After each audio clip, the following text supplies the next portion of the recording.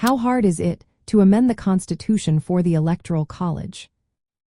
Imagine a process so rigorous that only a handful of amendments have ever been successfully ratified in the history of the United States.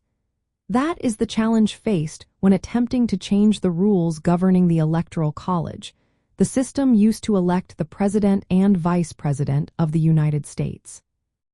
To amend the Constitution, a proposal must first be introduced either by two-thirds of both chambers of Congress or through a constitutional convention called by two-thirds of the state legislatures. Currently, this means 67 senators and 334 representatives must agree to move forward with the amendment. Once proposed, the amendment must then be sent to the states for ratification.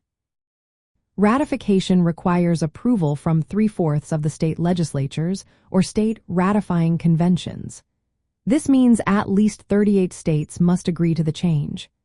Historically, this process has proven to be quite difficult because it demands broad consensus across diverse political and regional interests.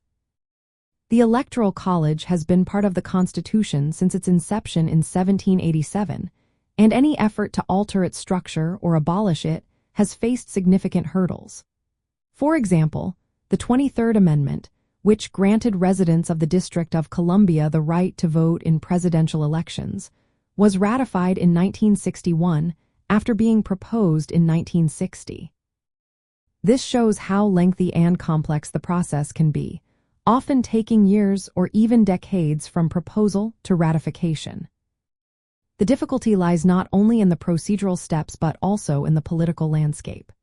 Achieving the necessary supermajorities in Congress and in the states requires widespread agreement, which is often difficult given differing regional interests and political ideologies. Moreover, once an amendment is ratified, it becomes part of the Constitution, making future changes even more challenging. In summary, amending the Constitution to modify or eliminate the Electoral College is an arduous process that involves multiple stages of approval at both federal and state levels. It requires a level of consensus that is rarely achieved, making such changes a significant undertaking in the landscape of American constitutional law.